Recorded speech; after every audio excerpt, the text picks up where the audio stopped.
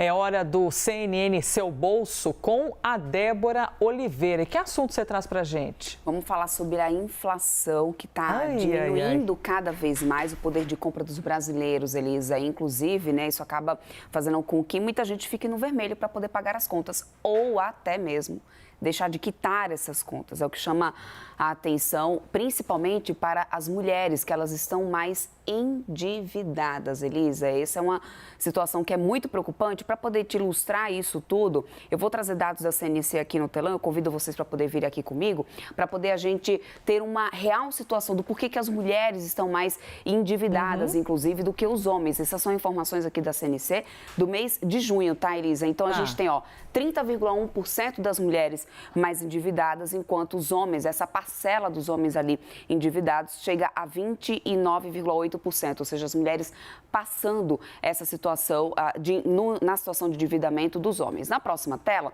a gente vai ver um retrato melhor desse endividamento. Primeiro de tudo, né? A gente tem, em relação às dívidas em atraso, no total dos endividados, as mulheres ainda lá na frente, olha, 80,1%. Em relação aos homens, essa figurinha aqui verde são os homens, 70,8%. E desses endividados, claro que sempre tem aqueles que ficam com as dívidas em atraso, que é justamente a inadimplência. Ter dívida, gente, ser endividado, significa que você tem uma fatura aí do cartão a pagar, tem parcelas a serem vencidas. Está com ela em atraso, você se torna inadimplente. As mulheres ainda passam na frente, 29,8%. E o pior de tudo, quando você não tem condições de pagar. E nesse cenário, a mulher também tem passado na frente. 12,3% das mulheres não têm condições de pagar essas dívidas e nessa lista os homens chegam ali na casa dos 11,8%. E aí você deve estar em casa pensando assim, mulher, porque compra mais uma blusinha, porque faz mais compras no cartão.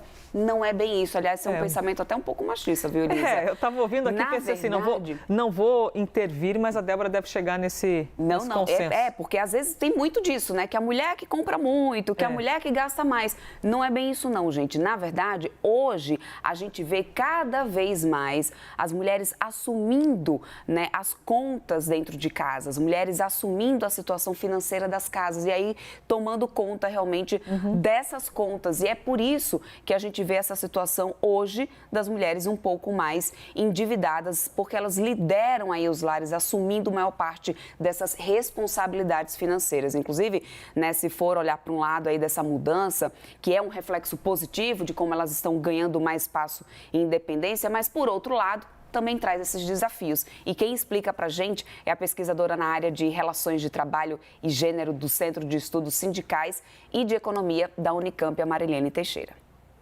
Há um comprometimento muito grande do orçamento das mulheres com a cesta de alimentos, com os produtos, né, para o sustento da família. Como os salários são baixos, as mulheres recebem, em média, 20% a menos do que os homens e em torno de, hoje, 40% das mulheres que estão no mercado de trabalho recebem até um salário mínimo, é muito pouco provável que uma mulher consiga sustentar uma casa com filhos pequenos, recebendo um salário mínimo e tendo que garantir o sustento em termos de alimento, o aluguel, a conta de luz, a conta de água. Então, a tendência é o endividamento, que ela vai administrando de acordo com as entradas. A chefia masculina, normalmente, tem uma mulher que trabalha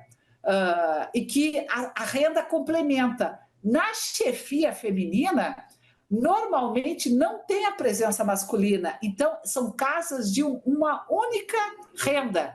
Enquanto que, quando se trata de chefia masculina, normalmente são lares com duas rendas.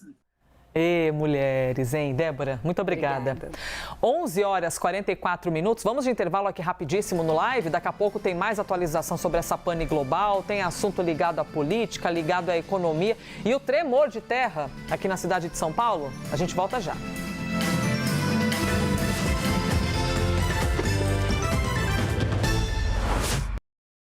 CNN Seu Bolso.